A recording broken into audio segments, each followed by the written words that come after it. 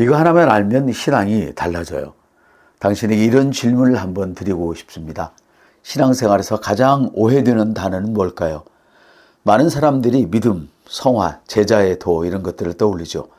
그런데 성경 전체에 흘러가는 하나의 줄기가 있습니다. 하나님의 마음과 인류의 갈망을 가장 깊이 관통하는 단어, 그리고 거의 대부분의 그리스도인들이 제대로 이해하지 못하는 단어, 그것이 바로 의입니다. 그런데요, 의가 뭐 그리 중요합니까? 복음은 사랑이고 용서하고 변화하는 것이 아닙니까? 하고 묻는 분들이 있습니다. 맞습니다. 사랑도 중요하고 변화도 중요합니다. 하지만 모든 것을 움직이게 하는 중심축, 즉 복음의 엔진이 바로 의입니다. 왜냐하면 사람이 타락하면서 제일 먼저 잃어버린 것이 하나님 앞에 설 담대함입니다. 그 다음으로 잃어버린 것이 교제, 믿음, 평화, 자유, 자녀의 신분이죠. 그리고 이 모든 것을 한 번에 그리스도의 의가 다시 회복시켜 줍니다. 우리는 흔히 예수님을 믿으면 죄 용서받고 천국에 간다고 배웠습니다. 그런데 성경은 훨씬 더 큰 이야기를 하고 있습니다. 예수님은 당신에게 전혀 새로운 존재의 상태를 보여주셨습니다. 그것이 바로 의로운 신분, 즉 하나님 앞에서 설 수 있는 자격입니다. 그런데 문제는 대부분의 그리스도인들이 여전히 용서받은 죄인 정도로만 살고 있습니다. 여전히 죄책감에 갇히고 여전히 믿음이 흔들리고 하나님과의 교제에서 자신이 없는 모습을 보이고 여전히 두려움에 눌리고 여전히 자녀의 권세를 누리지 못합니다. 왜 그럴까요? 간단합니다. 의가 무엇을 회복했는지를 모르기 때문이에요. 의는 단순히 죄 없다 하고 선언한 정도가 아닙니다. 의는 사람이 타락으로 잃어버린 가장 중요한 6가지 축복을 통째로 되돌려줍니다. 그래서 앞으로 이 시리즈에서 그리스도께서 회복하신 6가지 축복을 하나씩 아주 명확하게 아주 현실적으로 풀어내려고 합니다. 이 6가지는 단순한 교리가 아닙니다. 우리 일상, 감정, 기도, 관계, 재정, 삶 전체를 바꿔버리는 하나님의 능력입니다. 앞으로 이어질 6편의 메시지에서 이 6가지 회복을 하나씩 살펴보면서 의가 왜 복음의 심장이며 인생을 바꾸는 진짜 본질인지 분명하게 드러나게 될 것입니다. 이 시리즈가 끝날 즈음 당신은 결핍을 느끼는 신앙에서, 두려움에 눌린 신앙에서, 죄책감 속 신앙에서 하나님 앞에 이제는 단단히 설 수 있는 사람으로, 평온한 사람으로, 믿음의 사람으로, 믿음이 살아있는 사람으로, 자유로운 사람으로, 자녀의 권세를 아는 사람으로 변화될 것입니다. 이 말을 이해하면 신앙이 완전하게 바뀝니다. 왜 위치가 먼저 회복되어야 하느냐면요, 신앙생활을 하다 보면 내가 하나님 앞에 설 자격이 있을까? 이런 마음이 자주 올라옵니다. 겉으로는 잘 드러나지 않지만 속으로는 늘 조심스럽고 죄책감이 있고 작아지는 느낌이 따라오죠. 사람이 타락하면서 제일 먼저 잃어버리는 것이 바로 하나님 앞에서의 위치였습니다. 이 위치를 잃어버리니까 담대함도 사라지고 기도할 때 자신감도 잃어버리고 스스로 자꾸 불완전한 존재처럼 느끼게 되죠. 그런데 복음은 이렇게 말합니다. 의가 회복되면 잃어버린 위치가 가장 먼저 돌아온다고. 이 말 하나만 이해하면 신앙이 완전히 달라집니다. 왜냐하면 내가 누구인가를 아는 순간 하나님 앞에 설 때의 태도부터 바뀌기 때문이에요. 예수님이 누렸던 그 담대함이 오늘 우리의 기준이 됩니다. 예수님은 아버지 앞에서 단 한 번도 주저하거나 위축되거나 죄책감을 느끼신 적이 없어요. 예수님은 자신이 하나님 앞에서 합법적인 자격을 가진 분임을 알고 계셨어요. 그래서 예수님은 늘 이렇게 행동하셨어요. 사탄 앞에서 담대했고 폭풍 앞에서도 두려워하지 않았고 자연법칙을 뛰어넘는 권세를 행사했죠. 죽은 나사로 앞에서도 한치의 주저음이 없었어요. 예수님은 열등감 없이 죄책감 없이 두려움 없이 사셨습니다. 그분의 영 안에는 정죄감이라는 것이 존재하지 않았단 말이죠. 여기서 중요한 질문이 생깁니다. 그 담대함이 예수님만의 것이었을까요? 우리는 그 수준에 절대로 도달할 수 없는 걸까요? 성경은 충격적이기도 이렇게 말씀합니다. 의가 회복되면요, 예수님이 아버지 앞에서 누렸던 그 담대함의 기반 위에 우리도 설 수 있다고 말입니다. 이 말은 단순한 격려가 아닙니다. 복음의 선언입니다. 그리고 이것이 위치의 회복입니다. 의가 죄책감을 제거하면 담대함이 들어옵니다. 사람이 하나님 앞에서 작아지는 이유는 단 하나입니다. 죄의식, 열등감, 정죄감 때문이에요. 이 세 가지가 마음속에서 사람을 계속 눌러대는 거예요. 그런데 의가 들어오면 이 세 가지가 뿌리째 뽑혀나갑니다. 의는 이렇게 말합니다. 너는 더 이상 피해의식을 가진 죄인이 아니다. 너는 하나님 앞에 숨을 필요가 없어. 너는 아버지 앞에 당당히 설 수 있는 자야. 의는 우리가 타락으로 잃어버린 영적 자신감을 되돌려줍니다. 신앙생활에서 담대함은 선택이 아니라 필수죠. 담대함이 없으면 기도도 약해지고 선포도 흔들리고 악한 영 앞에서도 주저앉게 됩니다. 하지만 의가 회복되면 반대이죠. 기도할 때 당당해지고 선포할 권세가 살아나고 하나님 앞에서 위축되지 않고 사탄 앞에서 무력해지지 않아요. 이것이 의가 가져오는 위치의 회복, 즉 담대함의 회복이라는 거예요. 하나님께서 정말 사람에게 의를 회복시키셨을까? 많은 신자들이 속으로 이렇게 생각합니다. 예수님은 당연히 담대하지. 하지만 내가 그 수준에 설 수는 없지 않나? 그래서 오늘 우리는 이 질문에 답해야 합니다. 하나님께서 정말 우리의 의를 회복시키셨을까? 그리고 그 의는 예수님이 소유했던 바로 그 의인가? 성경은 분명히 말씀합니다. 예, 그렇습니다. 하나님은 사람에게 의를 회복시키셨습니다. 그리고 그 의는 예수님이 누렸던 그 의와 동일한 본질입니다. 이 사실을 알기 시작하면 신앙의 뿌리 자체가 바뀌게 돼요. 우리는 더 이상 죄 용서받은 불쌍한 존재가 아니라 하나님 앞에 설 수 있는 위치를 온전히 회복한 존재라는 거죠. 이 위치의 회복이 모든 회복의 출발점입니다. 교제도 믿음도 평화도 자유도 자녀의 신분도 모두 이 담대함의 기반 위에서 흘러나온 결과인 거예요. 오늘 말씀을 한 줄로 요약하자면 의가 들어오면 하나님 앞에 설 담대함이 가장 먼저 회복된다. 이 담대함이 회복될 때 신앙 전체가 새 틀을 잇게 되는 것이죠. 하나님과 가까워지는 게 이렇게 쉬웠나요? 사실 하나님과 가까워지는 건 어렵지 않습니다. 많은 사람들이 이렇게 느낍니다. 하나님과 친밀해지기 쉽긴 한데 자꾸 멀리 느껴져요. 그래서 기도하면서 머뭇거리고 찬양하면서도 마음이 안 열리고 하나님께 말할 때 왠지 부담이 밀려오죠. 그런데 진짜 문제는 하나님이 멀어서가 아니라 내가 멀어졌다고 느끼는 마음 상태입니다. 그 마음 상태를 만든 원인은 바로 단 하나, 죄책감과 정죄감입니다. 타락 이후 인간이 하나님과 교제를 잃어버리는 것은 하나님이 사람을 밀어낸 것이 아니라 사람 쪽에서 죄책감 때문에 뒤로 물러나 버렸기 때문이에요. 그러나 복음은 말합니다. 의가 회복되면 하나님과의 교제가 다시 살아난다. 하나님께 다가가는 것, 그것이 더 이상 도전이나 의무가 아니라 가장 자연스러운 일이 되는 것입니다.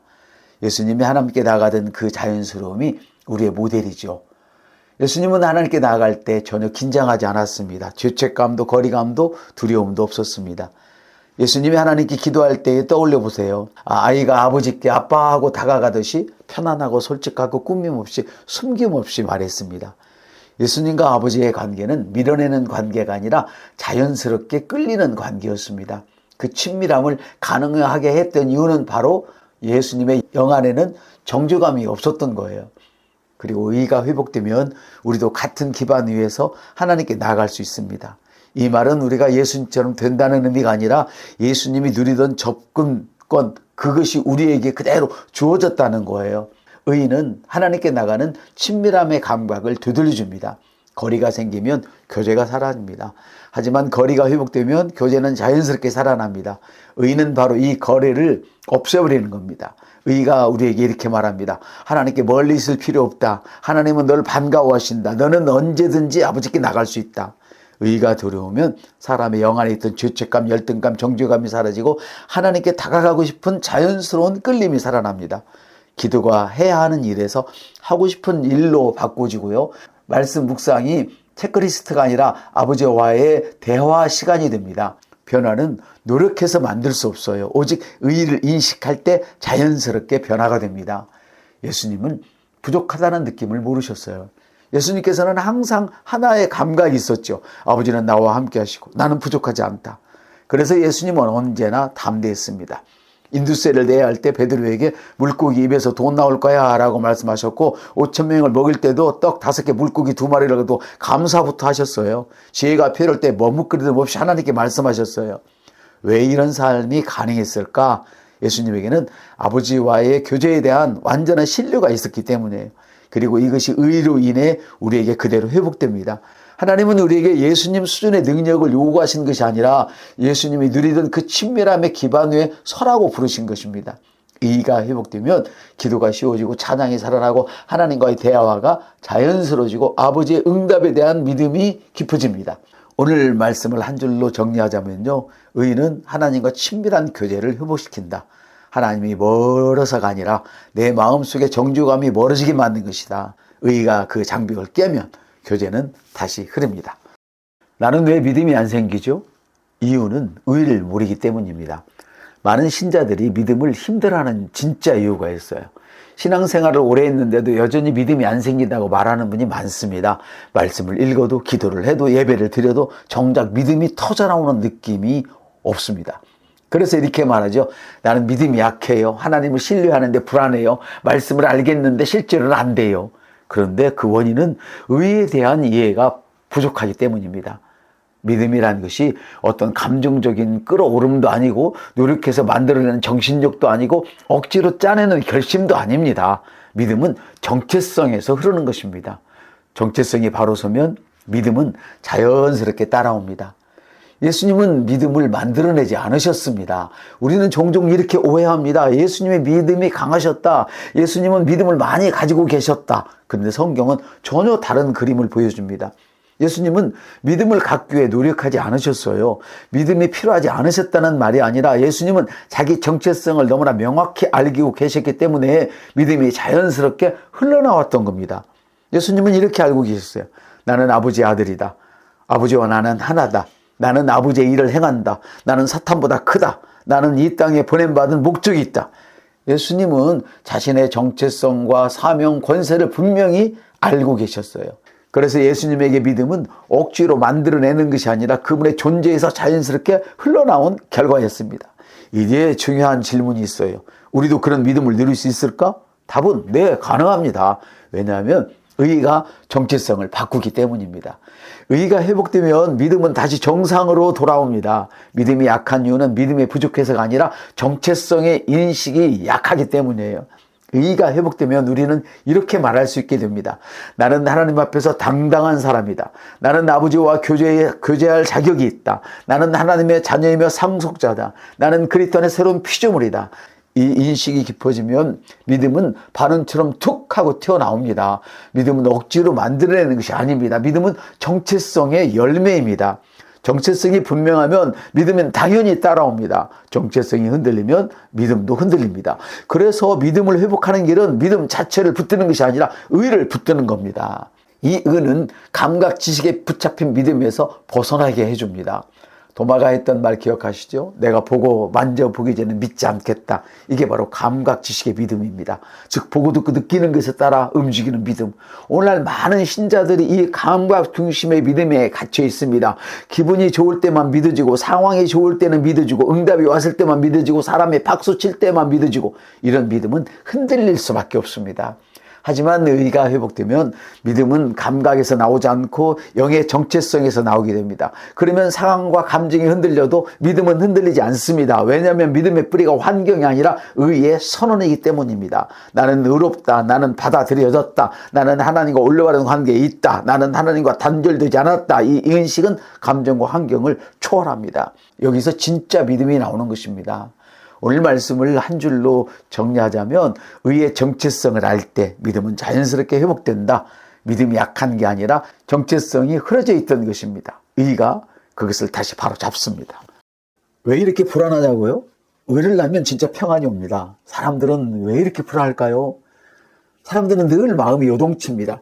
겉보기에는 멀쩡한데 속에서는 늘 파도가 칩니다. 재정의 걱정, 관계 스트레스, 미래에 대한 두려움, 죄책감, 뒤처져 있다는 압박감, 이런 것들이 마음을 계속 흔들어 놓습니다. 성경은 이런 상태를 이렇게 말합니다. 악인은 평온함을 얻지 못하고 그 물이 진흙과 더러운 것을 늘 솟구쳐내는 요동하는 바다와 같다. 여기서 말하는 악인이란 단순히 나쁜 행동을 하는 사람이 아니라 의의를 알지 못하고 하나님과의 관계가 바로 서 있지 않은 상태를 뜻합니다. 즉 평화는 노력이나 환경 개선에게서 오는 것이 아니라 의의 회복에서 오는 것입니다. 의가 회복되면 마음의 파도가 잦아듭니다. 의가 회복되면 가장 먼저 일어나는 변화가 있습니다. 마음속 소음이 줄어집니다. 왜냐하면 의가 그렇게 말하기 때문입니다. 너는 하나님과 화목한 상태다. 하나님은 너를 향해 분노하지 않으신다. 너는 하나님 앞에 받아들이는 존재다. 하나님은 너를 정죄하지 않으신다. 이 인식이 나오면 마음의 파도는 잦아듭니다. 사람들은 불안할 때 대부분 환경을 바꾸려고 합니다. 하지만 성경은 반대로 말합니다. 평화는 환경이 아니라 관계 상태에서 온다. 그 관계 상태를 바로 세우는 것이 의이다. 그래서 의를 나는 순간 마음의 구조가 바뀌어버립니다. 재정, 건강, 관계, 모든 불안의 뿌리는 한 가지입니다. 사람들이 느끼는 불안의 종류는 다양해 보이지만 그 뿌리는 단 한 가지입니다. 내가 보호받고 있다는 확신이 없다. 그러니까 미래가 불안하고 재정이 불안하고 가정이 불안하고 건강도 불안해지는 것입니다. 그러나 의가 회복되면요, 관계의 기초가 됩니다. 하나님과의 관계, 심판받을까 두려운 관계에서 보호받는 관계로 바뀌어버립니다. 그 순간 불안의 뿌리가 흔들립니다. 의 안에 있는 사람은 이렇게 고백합니다. 하나님이 나와 화목하시니 나는 안전하다. 하나님은 나를 대적하지 않으신다. 내 삶은 하나님의 손안에 있다. 이 인식이 깊어지면 환경이 여전히 불안해도 마음이 평온을 유지합니다. 의는 보이지 않는 영적 안정감을 만들어줍니다. 진짜 평화는 상황이 잘 풀려서 오는 것이 아니라 영 안에서 안정감에서 나옵니다. 의가 선포하는 안정감은 이렇습니다. 너는 하나님과 올바른 관계에 있다. 하나님은 너를 정죄하지 않으신다. 하나님은 너를 아들로 딸로 받아들이셨다. 너는 하나님의 보호 아래 있다. 이 안정감이 들으면요, 인간의 감정 구조가 안정됩니다. 그래서 의를 아는 사람은 폭풍 속에서도 침착합니다. 환경이 흔들려도 내면이 흔들리지 않습니다. 예수님이 폭풍 속에서도 잔잔한 마음을 유지하셨던 이유도 바로 이 안정감 때문이었습니다. 예수님은 아버지와의 관계에서 완전히 안전하다고 느끼셨습니다. 그리고 의는 그 안정감을 우리 영에게도 똑같이 심어줍니다. 평화는 의리할 때 결과로 따라오는 것입니다. 많은 사람들은 평화를 얻기 위해 명상을 하고 긍정 노트를 쓰고 따뜻한 음악을 듣습니다. 물론 도움이 될 수 있지만 근본적인 해결책은 아닙니다. 평화는 의의 열매입니다. 의가 뿌리이고 평화는 그 열매입니다. 뿌리가 세워지면 열매는 자연스럽게 맺힙니다. 그러면 이런 고백이 나오기 시작합니다. 내가 하나님과 화목하니 이제는 두렵지 않다. 하나님은 나를 향해 선하시다. 나는 보호받는 사람이다.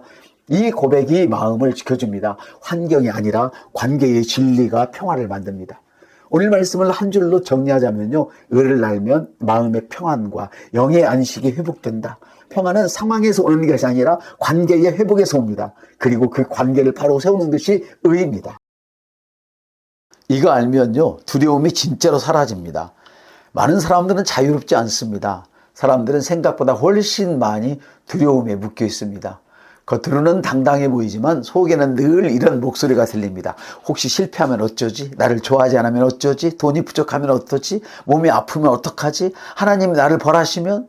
두려움은 사람을 점점 작아지게 만들고 생각을 움츠리게 만들고 도전하지 못하게 만들고 심지어 하나님께 나가는 것도 막아버립니다.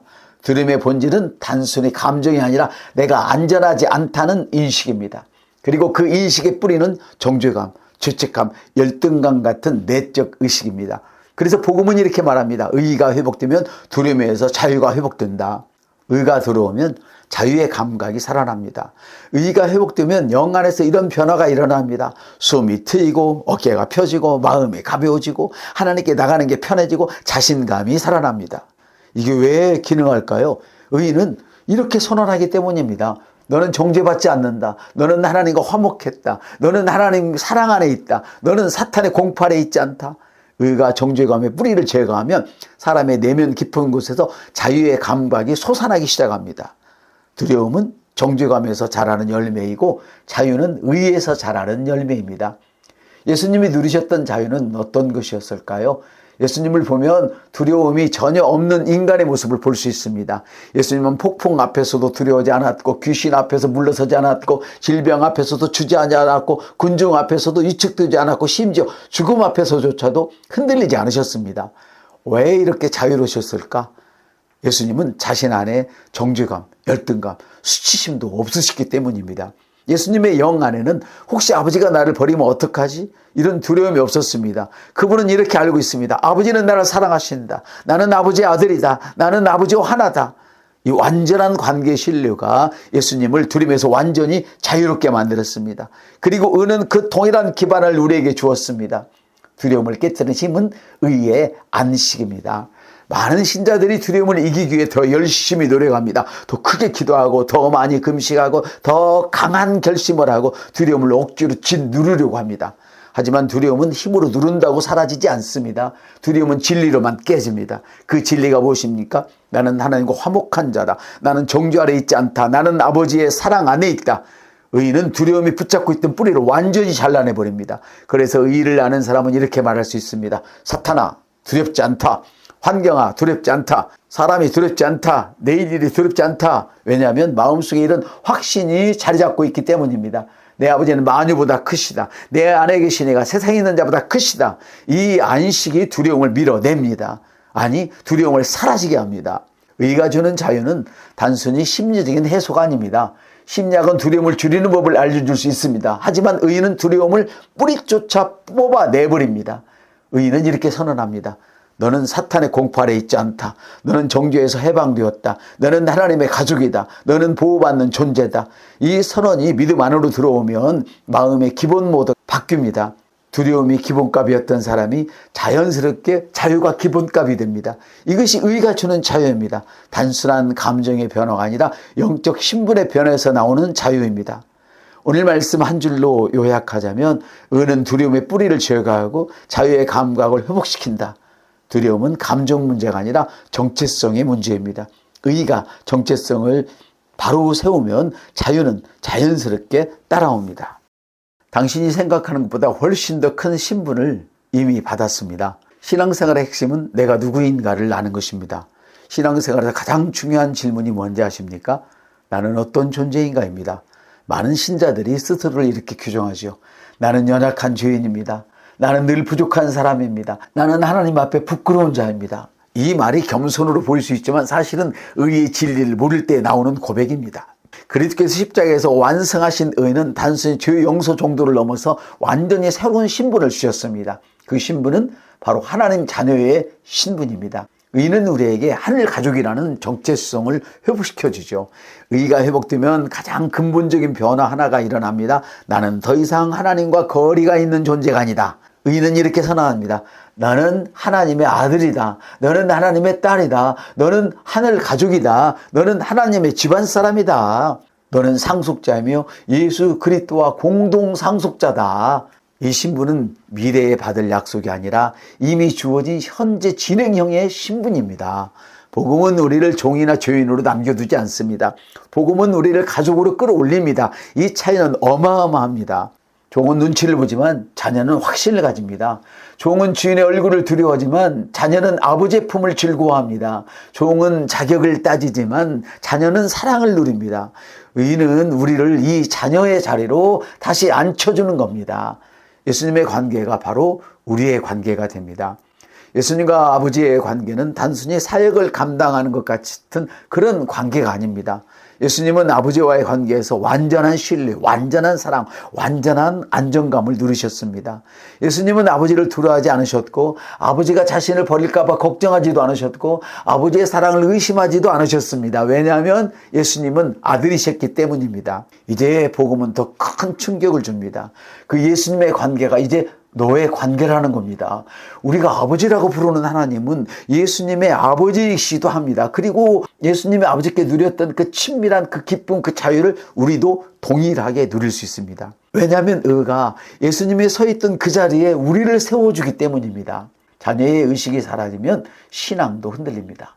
많은 신자들이 신앙생활에서 지치고 흔들리는 이유는 능력이 부족해서가 아니라 기도를 적게 해서도 아닙니다. 자녀의식이 약하기 때문입니다. 자녀의식이 무너지면 이런 생각이 들어옵니다. 하나님이 나를 떠나시면 어떡하지? 나는 자격 없는 사람이다. 하나님이 나를 실망하셨을 거야. 나는 복받을 자격이 없어. 이런 생각들은 모두 하나님의 자녀가 아니라는 내적 감각에서 나옵니다. 그러나 의인은 이 감각을 뿌리채 뽑아버립니다. 의인은 이렇게 말합니다. 너는 종이 아니다. 너는 버림받지 않았다. 너는 하나님의 집안의 가족이다. 너는 예수 그리스도와 함께한 공동 상속자다. 이 안식에 들어오면 신앙이 다시 살아납니다. 기도가 뜨거워지고 말씀에 확신이 오고 하나님 앞에서 담대함이 다시 채워집니다. 자녀의 신분은 특권뿐이 아니라 권세도 회복시킵니다. 자녀는 단지 사랑받는 존재가 아닙니다. 자녀는 권세를 가진 존재입니다. 성경은 이렇게 말씀합니다. 우리는 하나님의 상속자요, 그리스도와 함께한 공동 상속자다. 자녀로서의 권세는 이런 것입니다. 기도할 때 담대함이 생기고 사탄 앞에서 주저하지 않고 환경을 다스리는 권세가 흐르고 하나님 아버지의 마음을 신뢰하게 되고 인생 전체가 안전한 기반 위에서 움직이게 됩니다. 자녀는 환경을 두려워하지 않습니다. 자녀는 미래를 두려워하지 않습니다. 자녀는 아버지가 책임지신다는 것을 압니다. 의가 회복시키는 마지막 축복은 바로 이것입니다. 너는 하나님의 자녀다. 이 한 문장이 사람의 인생 전체를 바꿔버립니다. 오늘 말씀을 한 줄로 요약하자면 의는 우리를 종의 자리에서 자녀의 자리로 옮기고 하늘 가족의 특권을 회복시킨다. 이것이 의가 주는 영광스러운 선물입니다.